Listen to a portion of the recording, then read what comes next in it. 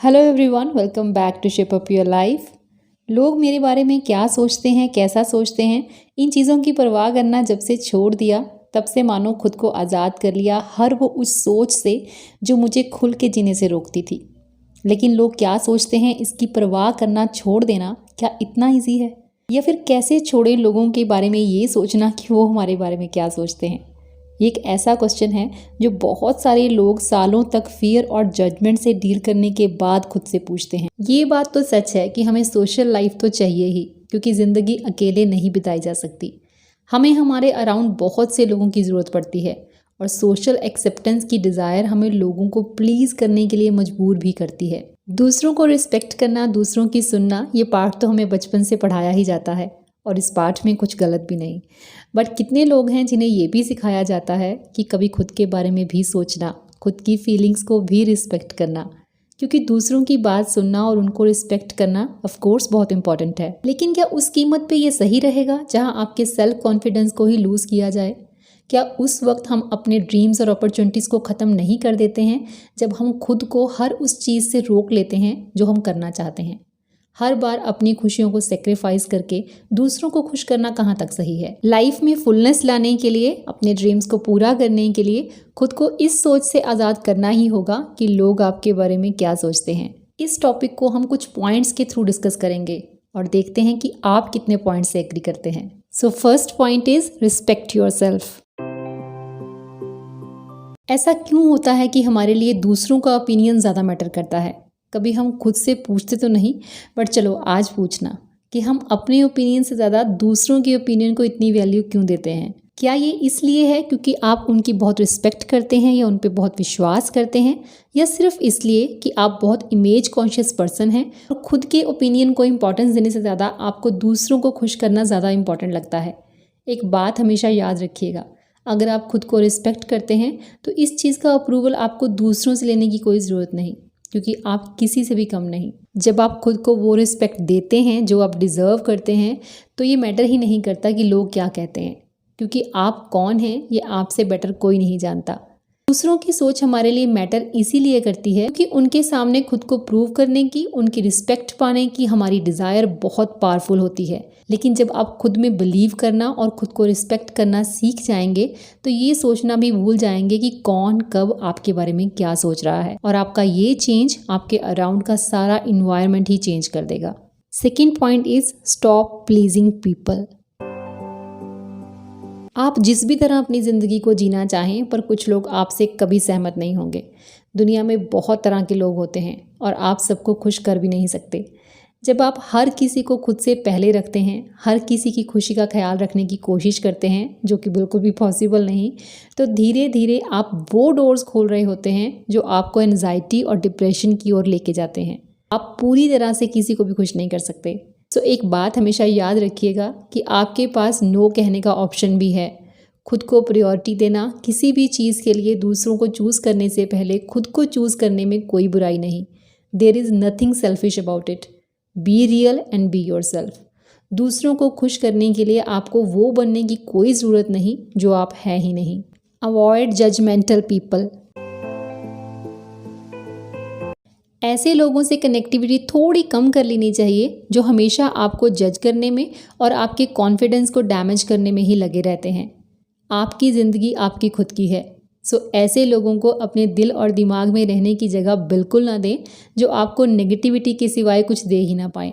दूसरों के point of view की रिस्पेक्ट करने में कोई बुराई नहीं, और जो क्रिटिसिज्म हमारे अच्छे के लिए हो उसे एक्सेप्ट करने का मतलब है खुद की पर्सनैलिटी में अच्छे चेंजेस लाना। लेकिन अगर सामने वाले के क्रिटिसिज्म का मकसद हर बार आपको सिर्फ बुरा फील करवाना और आपकी चॉइसेस को डिसरिस्पेक्ट करना ही हो, उनसे दूर रहना ही बेहतर है।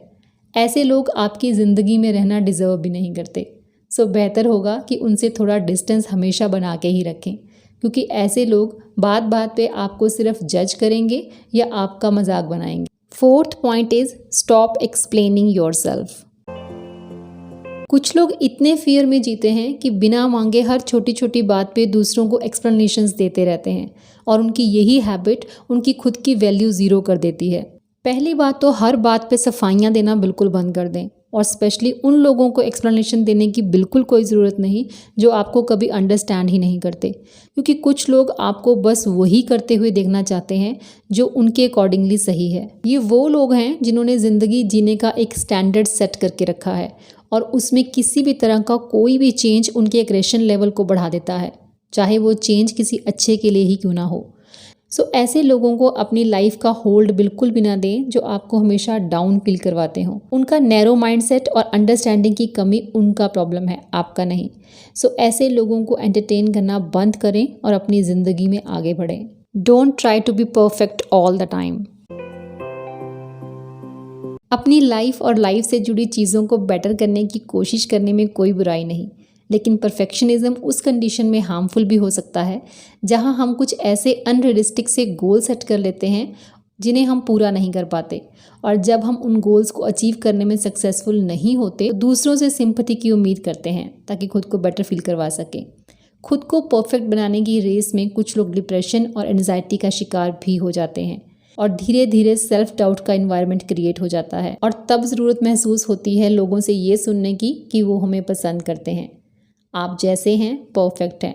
आपको खुद में क्या चेंजेस करने हैं ये आपसे बेटर कोई नहीं जानता, लेकिन खुद को परफेक्ट दिखाने की डिज़ायर आपके अंदर सेल्फ डाउट क्रिएट करती है, और सेल्फ डाउट हमें परफेक्ट नहीं बल्कि वीक बनाता है। Next point is no need to apologise unnecessarily. खुद को प्यार करने और खुद की केयर करने के लिए आपको किसी की परमिशन लेने की कोई ज़रूरत नहीं। अपनी लाइफ की क्वीन आप खुद हैं। आपके लिए क्या सही है और क्या गलत ये आप खुद डिसाइड करें।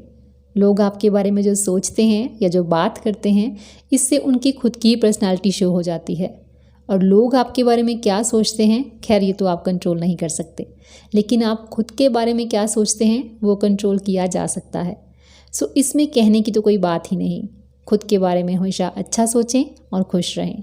सिर्फ दूसरों को अच्छा फील करवाने के लिए बिना किसी गलती के सॉरी कहने की आई डोंट थिंक कोई ज़रूरत है। लोग वही कहते हैं जो उनके पास है, और बार बार हर छोटी छोटी बात पे अपोलोजाइज करते रहना एक यूजलेस एफर्ट है, और इससे आप उनके बिहेवियर में कोई बदलाव नहीं ला पाए। उनको आपसे सॉरी सुनने की आदत हो जाएगी और आप डिप्रेस हो जाएंगे। आप जो भी करें सोच के करें, सेल्फ सेटिस्फेक्शन के लिए करें, और करने के बाद don't say sorry to anyone. Let the haters hate. आप कितना भी अच्छा क्यों ना कर लें, क्रिटिसाइज़ करने वाले क्रिटिसाइज़ ही करेंगे और नफ़रत फैलाएंगे।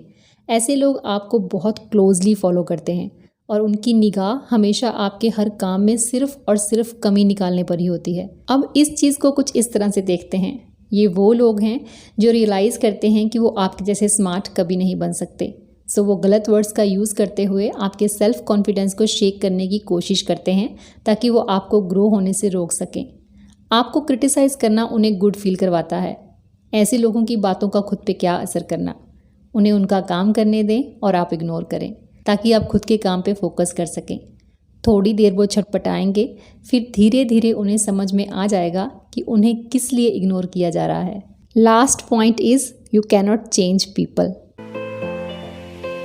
कुछ तो लोग कहेंगे लोगों का काम है कहना, और आप उसमें कुछ कर भी नहीं सकते। चलिए इस पॉइंट को एक स्टोरी से समझते हैं और फिर वीडियो का एंड करते हैं। एक बार एक बाप और बेटा अपने गधे के साथ शहर की तरफ जा रहे थे। रास्ते में लोग उनको देखकर हंसने लगे।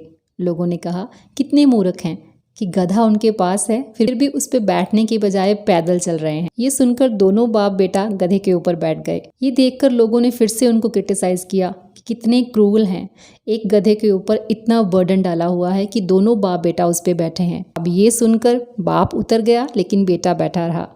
थोड़ा आगे गए तो लोगों ने बोलना शुरू किया, कैसा बेटा है, बाप को पैदल चला रखा है और खुद गधे पे बैठा है। चलिए अब की बार बेटा उतर गया तो बाप बैठ गया। आगे गए तो लोगों ने फिर क्रिटिसाइज किया कि कैसा बाप है, बेटे को पैदल चला रखा है और खुद गधे पे बैठा है। सो बेसिकली कोई फ़र्क नहीं पड़ा कि उन्होंने क्या किया, बट हर बार किसी ना किसी के अकॉर्डिंगली वो गलत ही था। अब स्टोरी के एंड में एग्जॉस्ट होके उन्होंने गधे को पोल से बांधा और अपने कंधों पे उठा लिया। थोड़ी देर में जब रस्सी लूज हुई तो गधे ने छलांग लगा दी और बदकिस्मती से वो छलांग ब्रिज के ऊपर से लगाई और वो पानी में जा गिरा और डूब गया। सो लोगों को खुश करने के चक्कर में उन्होंने अपना गधा भी खो दिया। So moral of the story यही है कि आप लोगों के अकॉर्डिंगली चलने की कितनी भी कोशिश करें, फिर भी उनके पास कहने के लिए हमेशा कुछ ना कुछ रहेगा ही। कहीं लोग हमें जज ना करें, कहीं हमारी रेपुटेशन डाउन ना हो जाए, ऐसे फियर्स को साथ रखते हुए ज़िंदगी जीने का मज़ा आप कभी ले ही नहीं सकते, चाहे आपके पास कितने भी अच्छे रिसोर्सेज क्यों ना हो। अगर आप सही हैं तो फिक्र किस बात की, ये ज़िंदगी दोबारा नहीं मिलेगी। सो टाइम कैसा भी हो, लोगों की परवाह किए बिना हर पल को एंजॉय करें। तो चलिए फिर मिलेंगे नेक्स्ट वीडियो में। Till then bye bye, take care and stay healthy.